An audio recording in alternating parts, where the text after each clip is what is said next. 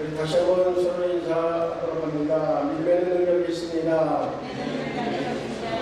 예수님의 이름의 능력이 있습니다.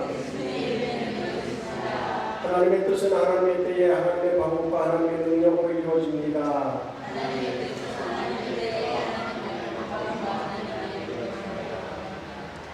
아멘. 오늘 아침에 교회 나오다가 오늘 영상 하나를 봤어요. 그분이 한 성교를 갔던 것 같은데 필리핀에 한 성교를 가서 그 교회를 섬기러 갔는데 그 교회 담당하고 있는 선교사님이 그 지하에 예배실이 있고 아이들이 이제 프로그램 할 수 있는 실인데 거기를 좀 치워달라고 하는 이야기를 듣고 내려가는데 아주 어두워가지고 가면서 앞을 내다볼 수 없어가지고 그래서 이제 올라왔고 너무 어두워서 들어갈 수가 없다고 했더니 거기 보면 이렇게 만져보면 불이 이제 등이 하나 있는데 그걸 치려면 된다고 그래서 다시 들어가서 어둠 막 샀는데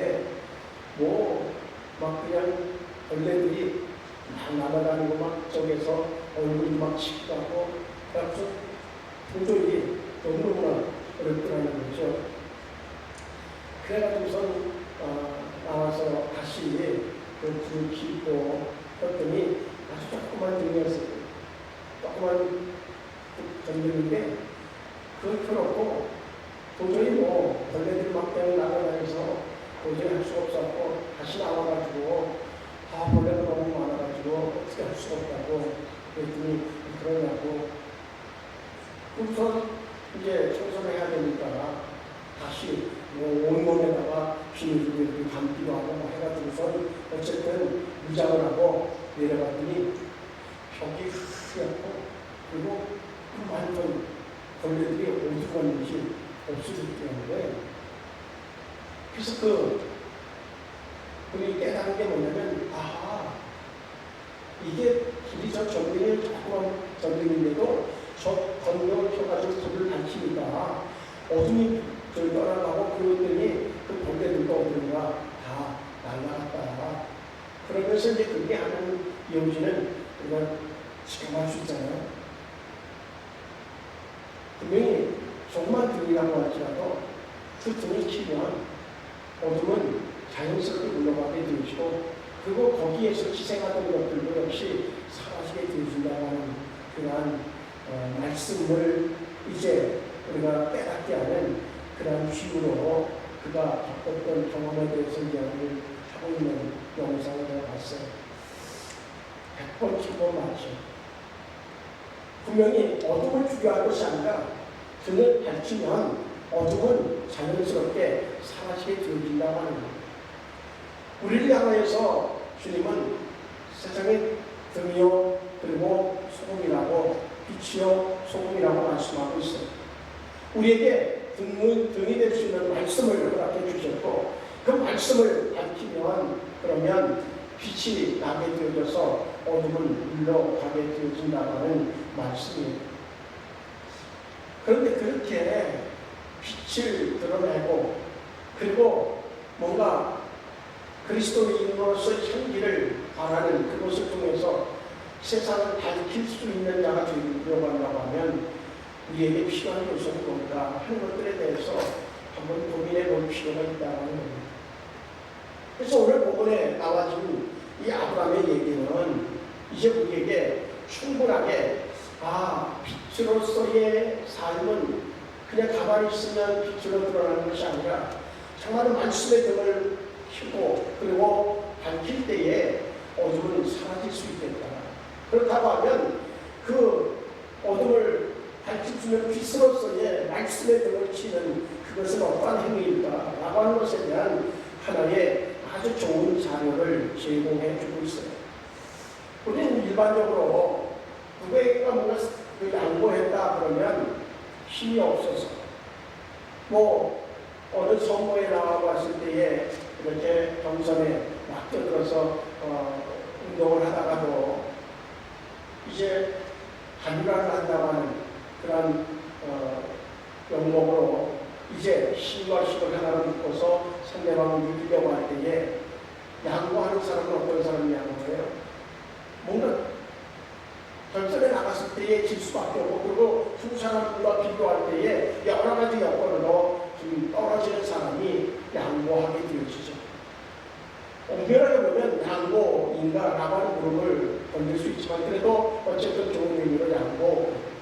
그래서 양보라고 하는 개념이 우리의 머릿속에는 뭔가 패배자라고 하는 인식을 주기에 충분한 그런 우리들의 구조가 되어져 있죠. 그래서 어떻게든 간에 양보가 아니라 끝까지 싸워서 패하더라도, 그때 패하더라도 그저 끝까지 다툼을 일으키는 그런 경우를 많이 보게 되어져. 그런데 오늘 아브라함의 사건을 통해서 하나님은 양보가 결코 약한 자의 몫이 아니고, 분명히 그것은 패배가 아니고 오히려 더 많은 것들을 얻을 수 있는 그러한 측정이 되어질 수 있다고 하는, 지름길이라고 하는 그러한 말씀을 우리에게 가르쳐주고 있어요. 그것을 통해서 오히려 더 많은 것들을 얻을 수 있고, 사랑을 얻을 수 있고, 그와 함께 하나님의 축복까지도 챙길 수 있는 그러한 지혜로움이 바로 양보에 있다고 하는 것을 우리에게 가르쳐주고 있습니다. 지난주에 우리는 배려에 대한 그러한 말씀을 좀 나눴죠. 오늘도 역시 그에 준하는 내용으로 양보라고 하는 겁니다. 오늘 본문의 내용을 보면 이제 아브라함이 애굽에서 이제 그의 아내와 모든 소유와 함께 떠나게 되어집니다.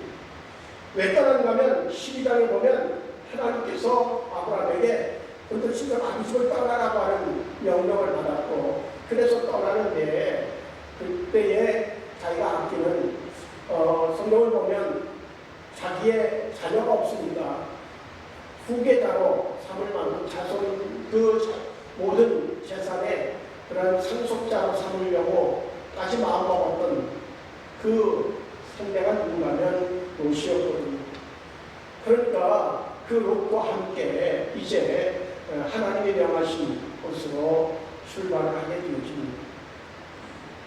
같이 가다 보니까 이제 풀이나 물이 늘 있어야 되는데, 왜 그들은 유목민이니까 그것을 가지고 나가다가 아주 좁은 지역에 그들이 거하게 되어지고, 풀은 제한적이고 물도 제한적이고, 그러니까 자연스럽게 서로 다툼이 일어나게 되어집니다.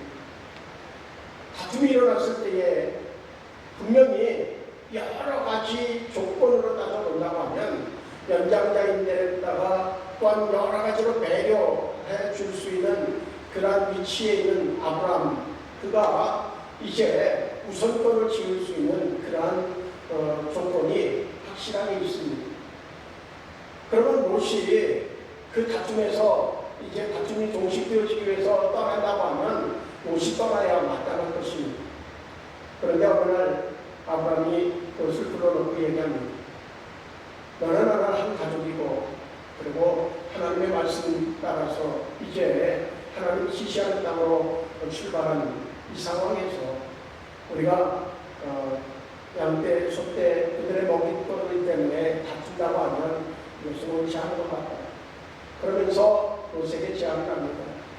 저 앞에 들판이 있고, 그리고 또한 펼쳐져 있는 동산한 것 중에서 네가 보기에 가장 너에게 유익하다고 생각하는데, 어쨌든 네가 선택하는 그 선택을 먼저 하면 그 다음엔 나머지 지역으로 내가 가겠다. 그렇게 제안을 합니다. 내가 뭐하면 내가 좋아할 것이고, 네가 좋아하면 내가 뭐할 것이라고 하는 제안을 해주게 되죠. 그때 롯이 마땅하게 이렇게 얘기했어야 마땅할 거예요. 무슨 얘기입니까? 삼촌이 지금까지 삼촌이 배려해줬고, 또 삼촌으로 인하여서 지금 많은 그런 그 가축들이 증식되어져서 다툼에 이르기까지 되었는데, 그래도 삼촌이 먼저 갈 곳을 정하십시오. 그러면 내가 그 반대로 방향을 정해서 가겠습니다. 그래야 마땅한데 롯은 그러지 않았어요. 그렇게 보니까 소돔과 고모라 성이 그때의 당시에 풍성해 보였고 또 풍성했고 그리고 넉넉함을 이제 말았던 곳은 그쪽을 선택하게 되어집니다. 그랬더니 그 아브라함은 그 반대의 지역으로 선택하게 되어지죠. 이게 어찌 보면 스토리상으로는 뭐 그럴싸한데 실제적인 상황에서 우리가 그 입장이 되어졌을 때에 그것이 쉬웠을까? 그렇지 않을까? 당장 내가 거느리고 있는 가축과 그리고 식솔들을 이제 편안하게 하고자 하는 마음은 누구나 동일한 마음입니다. 그러면 좀 더 나은 것을 선택하는 그리고 자기 위치에 맞게끔 선택하려고 하는 것은 누구에게나 동일한 마음일 겁니다. 그런데 아브라함은 그렇지 않았다는 거예요. 왜 그랬을까? 그는 생각이 크고 넓은 사람이었기 때문입니다. 그것만으로는 해석이 되지 않아요.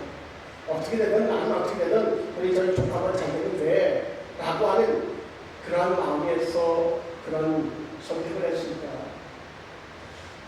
분명히 성경을 볼 때에 아브라함에게 그의 삶의 모든 매사의 결정권은 어디에다 두고 있는가 하면 하나님의 뜻에 두고 있다고 합니다. 하나님에게 두고 있어요. 그러나 어쩌면 그 순간에 이 생각을 먹었을 거라고 하는 생각을 갖습니다. 그 생각이 뭔가면 이제 내가 지금 이 식솔들을 데리고 떠난 이유가 뭔가? 그래서 하나님께서 명령하셨고 하나님이 지시하셨다고 나에게 가라고 명령하신다고 하면 그러면 하나님이 죽이기 위해서 보내시지 않았을 거라고 합니다. 하나님께서 분명히 인도하시고 하나님이 함께 하신다고 하면 내가 어느 곳에 가든 그곳은 하나님의 계시는 곳이 되어질 것이고 특히 그들이 머물렀던 그곳은 이제 하나님을 만났던 그러한 베델이었기 때문에 그는 더더군다나 거기에서 예배하면서 그는 더 확신적으로 나를 인도하시는 분은 하나님이시고 나를 끝까지 책임져 주실 분도 하나님이라고 하는 사실에 대한 믿음을 가지고 있었을 겁니다. 그렇다고 하면 나는 어느 곳에 가든 어느 쪽을 선택하든 나는 분명히 승리할 것이라고 하나님이 얘기하신 복을 얻을 것이라고 하는 확신이 그러한 마음의 여유로움과 그리고 양보를 선택할 수 있었지 않겠느냐는 겁니다. 우리는 분명히 내 마음속에 내가 모든 것들을 선택하고 있는지 아니면 하나님이 나의 삶의 주인 되셔서 그분이 나의 삶을 인도하고 계신지 그것에 대한 믿음은 우리에게 늘 필요하다는 겁니다. 사람과의 관계에 있어서도 양보는 그렇게 불리하고 그리고 손해나는 것만은 아닙니다. 만약에 이제 좁은 길에서 마주오는 차와 마주쳤을 때에 뭔가 외길이라고 하면 거기에서 서로가 양보할 것을 이제 재촉하면서 그저 그대로 상대방이 양보할 때까지 기다리고 있다고 하면 그들은 밤을 새고 며칠을 지나도 그 길을 통과할 수 없을 것입니다. 그러나 조금이라도 비빌 때가 있어서 양보해놓고 나면 그러면 상대방의 차가 지나가고 났은 다음에 나는 빠른 시간에 오히려 시간의 손해도 덜 보고 그리고 기름도 덜 달게 되어지고 그리고 그것을 통과해 갈 수 있을 것입니다. 결국은 양보가 그렇게 손해만 주는 그러한 것과 연결되어지지 않는다고 하는 얘기를 하고 싶은 겁니다. 우리는 어떤 공동체에서 같은 목적을 가지고 일할 때도 역시 마찬가지입니다. 서로가 의견의 충돌이 일어날 수 있을 때에 그때에 양보하는 것이 패배자인 것 같지만 결국 그렇지 않다고 하는 삶의 우리들의 경험들도 분명히 있었을 것이라고 하는 겁니다. 양보는 더 다양성을 만들 수 있는 계기가 되어집니다. 식당에 가서 음식을 이제 선택할 때도 역시 마찬가지입니다. 내가 먹고 싶은 것이 있었는데 그것을 상대방도 역시 먹고 싶다고 했는데 그것이 한 사람 1인분만 남았다고 했을 때에 끝까지 내가 먹고 싶은 것을 주장하면 서로 기분만 상하고 먹는다 할지라도 그것이 맛있게 느껴지지 않을 겁니다. 그런데 양보하고 그러면 상대방이 더 기쁘고 감사한 마음으로 맛있게 먹을 것이고 또 다른 음식을 내가 그 선택해서 먹으면 그러면 지금까지 먹어보지 않았던 것이지만 새로운 맛을 경험할 수 있는 기회도 되어질 수 있을 거라고 합니다. 왜 이 말씀을 드리는가 하면 양보는 무조건 패자, 힘없는 사람 그들이 할 수 있는 것이라고 생각한다고 하면 이제 우리는 더 큰 손해를 감내해야 되는 그런 결과를 얻을 수도 있다고 하는 겁니다. 마음을 열면 좋겠습니다.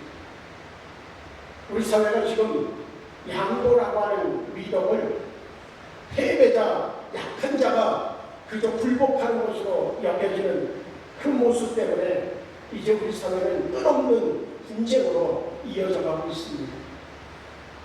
지금 캄보디아와 태국의 사태도 역시 마찬가지일 것입니다. 이제 누니가 매연이 캄보디아 사역을 하고 있기 때문에 좀 명령한 신경이 쓰여져서 어제 전화를 했더니 다행스럽게 시행립은 좀 남쪽에 속해 있어서 태국과는 좀 거리 차이가 있어서 조금은 안전하다고 합니다.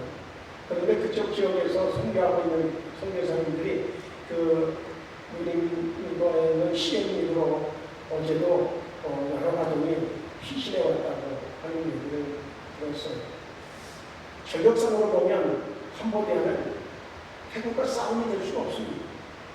왜? 전투기 한 대도 없으니까. 그리고 군인 수로 봐도 뭐 3배 이상 뒤떨어져 있고, 그리고 여러 가지 무기적으로 보면 싸움이 되지 않아요. 그런데 그들은 뭔가 인정하고 양보하고 서로 이해를 돕고 그러면 패배하는 것 같은, 그런데도 그것을 또 이용하는 백그라운드들이 있단 말이죠. 중국이라고 하는 백그라운드, 북한이라고 하는 백그라운드, 그리고 또한 미국이라고 하는 그런 거대 국가, 그들이 개입해서 싸우게 되어지면 결국은 태국, 캄보디아 둘 다 얻을 수 있는 것은 아무것도 없을 거예요. 그럼에도 불구하고 양보, 배려, 이해 이것이 사라지게 되어지면 그들은 파멸로 이끌려 갈 수밖에 없다고 하는 거죠. 오늘 본문의 말씀을 통해서 봐도 우리는 그렇게 풍성하다고 하는 것, 그것은 얼마나 큰 감사의 조건이겠어요. 이제 처음부터 그렇게 비좁진 않았을 거예요. 어느 정도 지나면서 새끼가 새끼를 낳게 되어지고 그러면서 이제 개체수가 늘어나게 되니까 결국 부족함이 왔을 겁니다. 그러면 어때요? 풍성해진다고 하는 은혜로 축복이잖아요. 근데 그것이 다툼이 되어지고 있다는 거예요. 우리 사회가 그렇잖아요. 먹을 것이 없어서 다툼이 일어나나요? 아니에요. 더 많이 쌓아두려고 하는 그것이 다툼을 일으키고 있잖아요.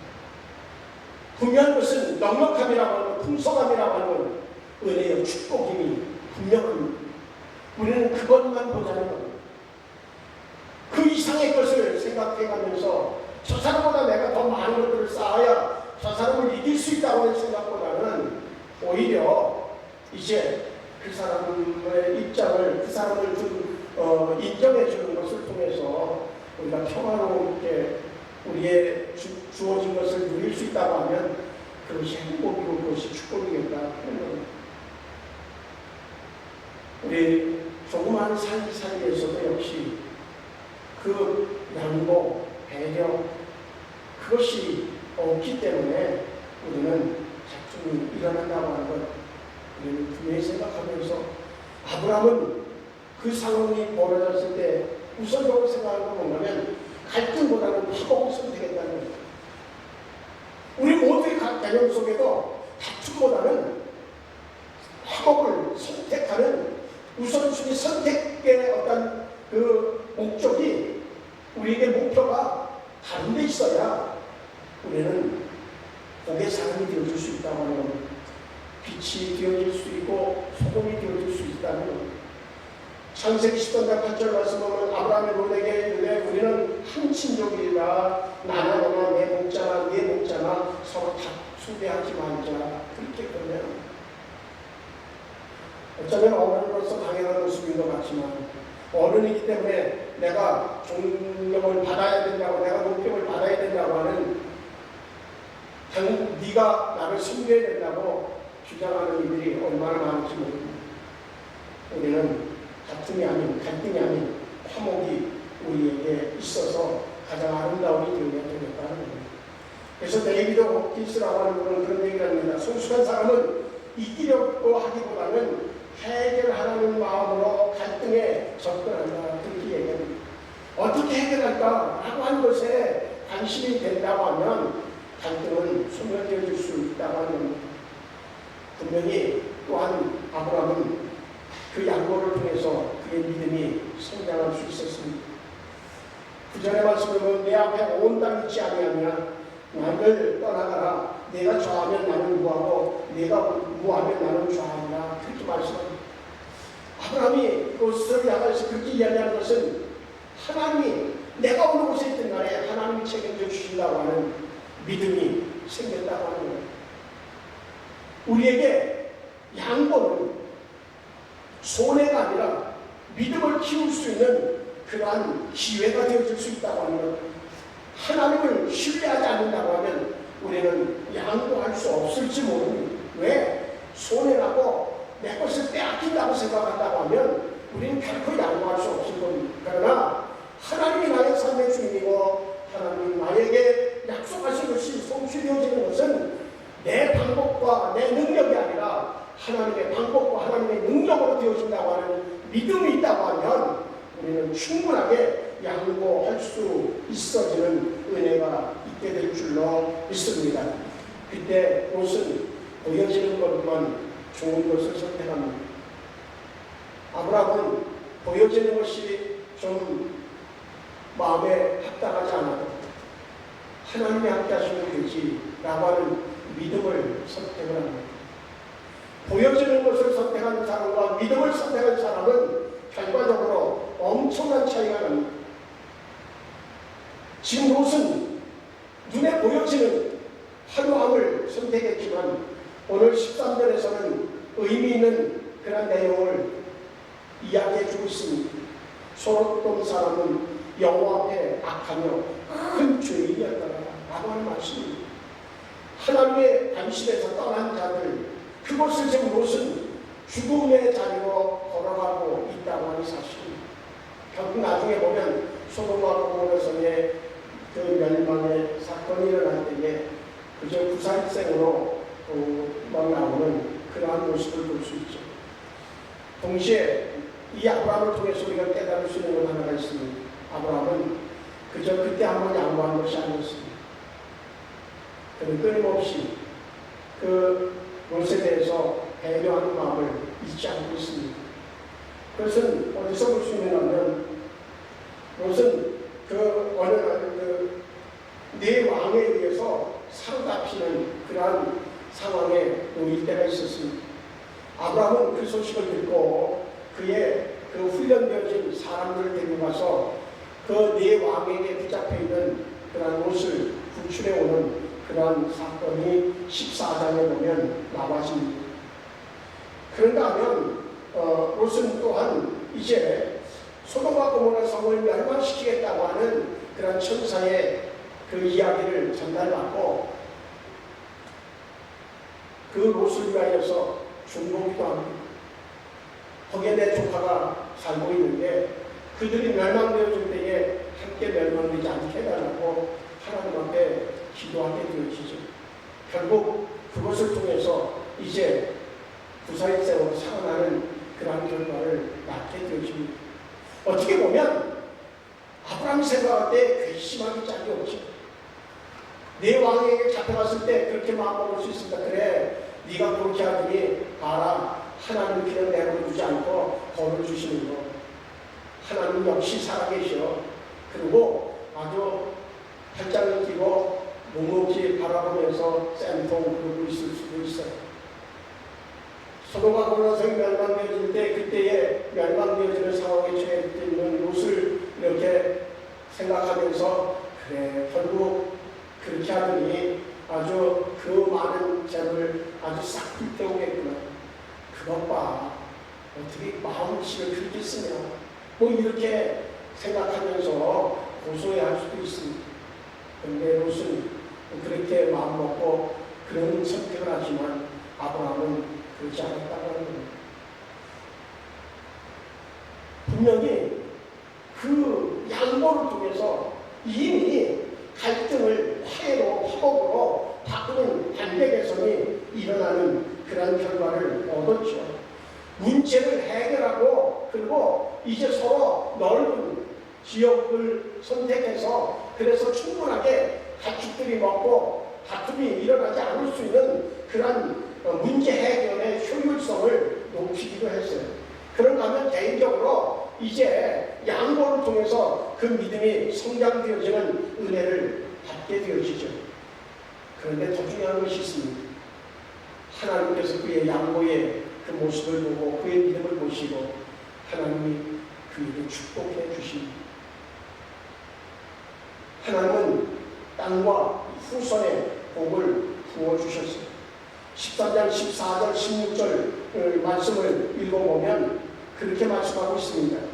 롯이 아브라함을 떠난 후에 여호와께서 아브라함에게 이르시되 너는 눈을 들어 너 있는 곳에서 북쪽과 남쪽 그리고 동쪽과 서쪽을 바라보라.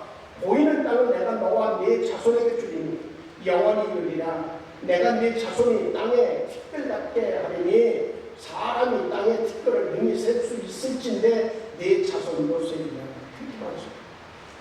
네 자손이 많게 해주실 뿐만 아니라 동서남북 보여지는 땅 그 모든 것들을 네 자손들에게 주겠다고 하나님이 그를 축복하시는 것을 볼 수 있습니다. 양보했더니 얻어지는 축복이 이루 말할 수 없이 많아집니다. 땅과 후손에게 주어주시는 축복입니다.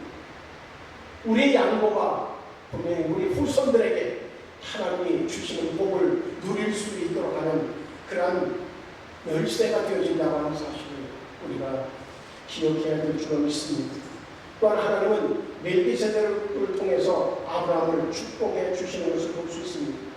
14장으로 넘어가서 18절로 20절에 말씀하면 살레방 멜기세덱이 떡과 포도주를 가지고 나왔으니 그는 지극히 높으신 하나님의 제사장이었더라.